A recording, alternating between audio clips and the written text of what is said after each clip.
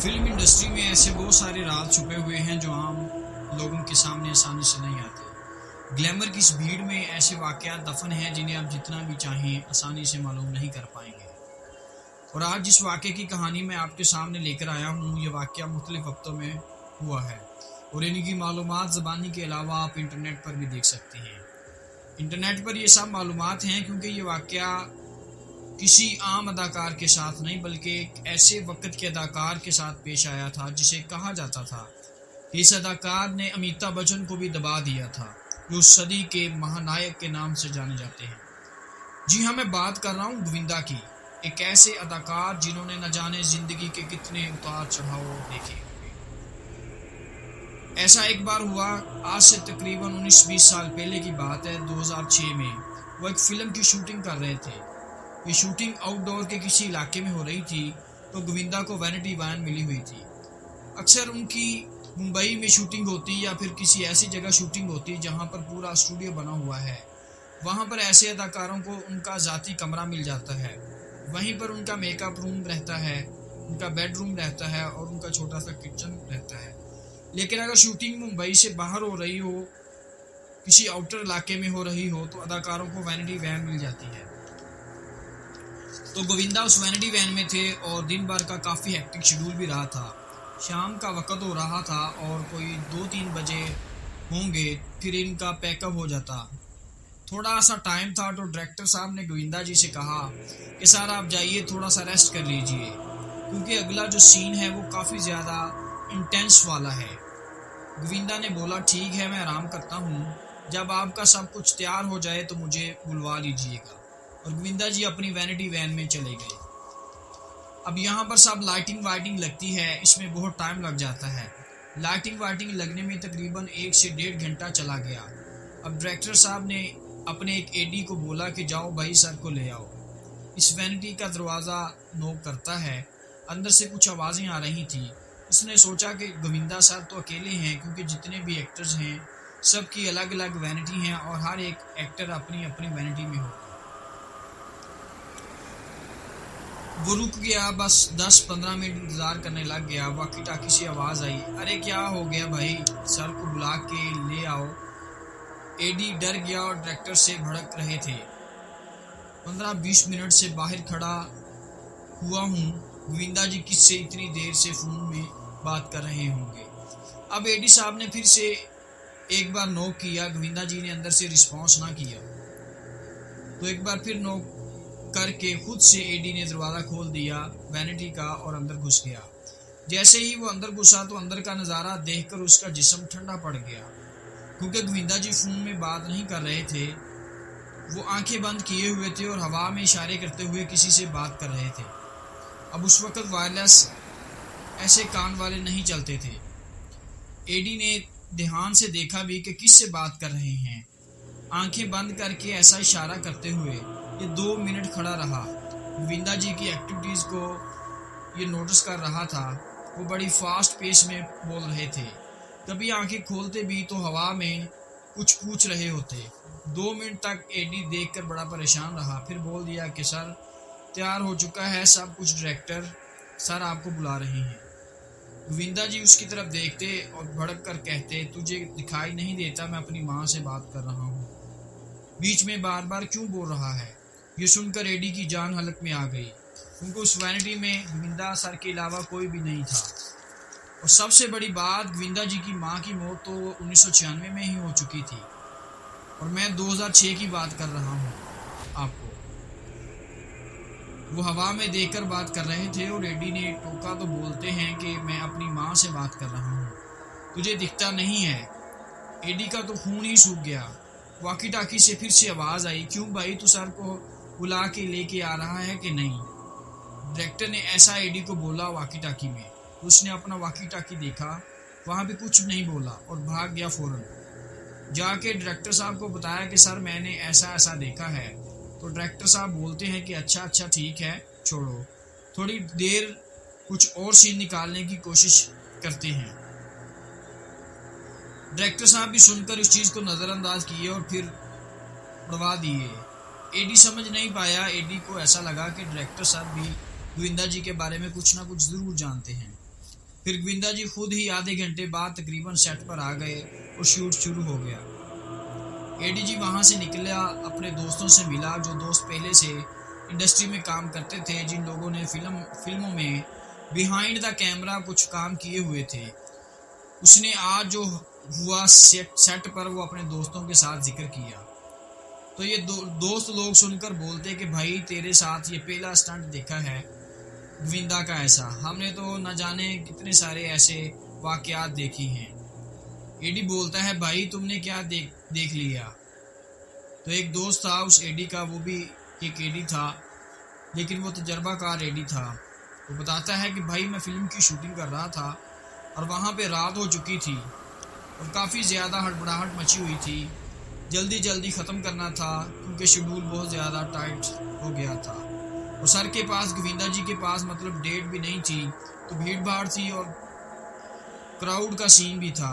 गोविंदा जी अचानक से सेट में इंटर करते और सबको हटाते हैं, हटो हटो हटो माँ आ रही है, माँ को चलने का थोड़ा रास्ता दो। जबकि उनकी माँ की मौत 1996 में हो चुकी है। ये बात जो दोस्त बता रहा था वो 1904 की बात थी, मतलब 2006 में भी वो अपनी माँ से हवा में बात करते थे, 2004 में भी बात करते थे। फिर ये सब सुन रहा था उनका एक और दोस्त, वो बोलता है मैंने भी अपनी फिल्म के सेट पर गोविंदा जी के बारे में कुछ तो सुना हुआ है, तुमको जानना है तो बताओ। वो उनकी माँ से रिलेटेड कुछ नहीं है। तो ये दोनों बोलते हैं कि हाँ भाई बता तूने क्या देखा अपनी फिल्म के सेट पर। तो ये बताता है कि 2005 के आसपास की बात है, हम एक हिल स्टेशन में शूट कर रहे थे। वो भी उस दिन मतलब वैनिटी वैन गोविंदा जी को मिली हुई थी और ये मतलब एकदम खाई के आसपास वाला कोई भी सीन था। वहाँ पे शूट हो रहा था। दिन भर की शूटिंग बहुत अच्छे से हुई और पैकअप होते हुए रात के तकरीबन 11 साढ़े 11 बजे हो गए थे और अगले दिन फिर से अर्ली मॉर्निंग से शिफ्ट लगने वाली थी। तो गोविंदा जी ने बोला कि मैं कमरे में जाऊंगा, होटल में वहीं पर सोऊंगा अभी, मतलब मैं और ज़्यादा टाइम यहाँ पर नहीं रुक सकता क्योंकि मुझे इनफ नींद चाहिए।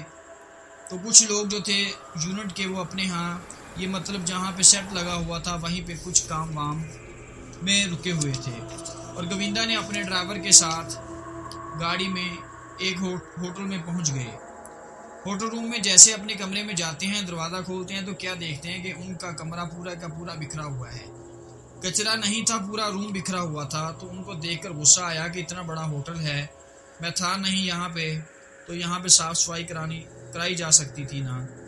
जनरली ऐसा होता है कि नहीं होता है। आप लोग कोई भी थोड़े बड़े लेवल के होटल की बात कर रहा हूँ, आप बड़े लेवल का होटल का रूम लो, आप उस रूम से कुछ देर के लिए बाहर निकलोगे ना तो वो होटल ओनर या होटल मैनेजर की जिम्मेदार होती है कि आप जब अपने रूम से बाहर गए हो तो वो मैनेजर आपके रूम की साफ़ सफाई करवा देता है। और ये तो अच्छा खासा बड़ा होटल था, गोविंदा जैसे सेलिब्रिटी के रूम की साफ सफाई करवा दे, और ये तो अच्छा खासा बड़ा होटल था।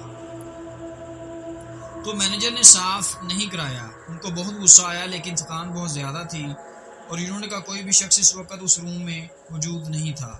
तो उन्होंने सोचा कि क्या जाऊं यार, अभी मैनेजर से बात करने के लिए, बहस करने के लिए, मतलब मैं डायरेक्टली बात नहीं कर सकता, अच्छा नहीं लगेगा ना। और ये ऑब्वियसली अच्छे से डायरेक्टली बात नहीं कर सकते थे। ये क्यों बात करेंगे मैनेजर से, ये बात करेंगे अपने यूनिट के किसी बंदे से कि जाओ तुम होटल में बात करो कि मेरा रूम साफ क्यों नहीं है। वो होटल में उनके अलावा इस यूनिट का और कोई भी बंदा नहीं था, पर्सनल खाली एक ड्राइवर आया हुआ था। तो उन्होंने सोचा कि जाने दो यार, थोड़ा बिस्तर फैला हुआ है, उसको साफ कराता हूँ और उसमें लेट जाता हूँ, सो जाता हूँ। अब जैसा भी हो सुबह जल्दी उठना है। ये गए बिस्तर में लेट गए, सोने की कोशिश करने लगे लेकिन नींद नहीं आ रही थी। फिर जाने का मन हुआ लेकिन बोले अरे यार ऐसे तो मतलब नींद पूरी तरह से उठ जाएगी, एक काम करता हूँ मैं गाने सुन लेता हूँ। तो उस टाइम पर ना वॉकमैन चलते थे, आपको पता होगा, बहुत सारे लोगों को नहीं पता। इतने बड़े बॉक्स जैसे रहते थे, उनके अंदर कैसेट डलती थी, उसमें हेडफोन लगता था। तो वॉकमैन में उन्होंने अपने कैसेट फंसाए, अपने ही गानों के, पुराने गानों के, और हेडफोन लगा के अपने गाने सुनने लगे और बिस्तर में लेट गए कि अब सोता हूँ। नींद आनी गाने सुनते सुनते, वॉल्यूम स्लो था, माहौल थोड़ा ठीक लग रहा था। 15-20 मिनट उनको नींद आई होगी। 15-20 मिनट बाद नींद के फ़ौरन बाद 5-7 मिनट हुए होंगे तो उनको अचानक से सीने में एक प्रेशर सा फील हुआ, एकदम प्रेशर सा। वो घबरा कर अपनी नींद खोलते हैं कि यहाँ पर दर्द क्यों हो रहा है। जैसे आंखें खोलते तो क्या पाते हैं कि उनके सीने के ऊपर एक बूढ़ी औरत बैठी हुई है। बूढ़ी औरत के पास बहुत ही अंधेरा है, आंखें पूरी सफ़ेद हैं और मुंह फाड़ के उनको ऐसे एकदम से उनके सामने देख रही है। ये अपने जिस्म को हिलाने की कोशिश किए तो बेड साइड में बटन रहती है ना, जो लाइट की वो ऑन कर दूं, लेकिन वहां तक पहुंच ही नहीं पा रहे थे।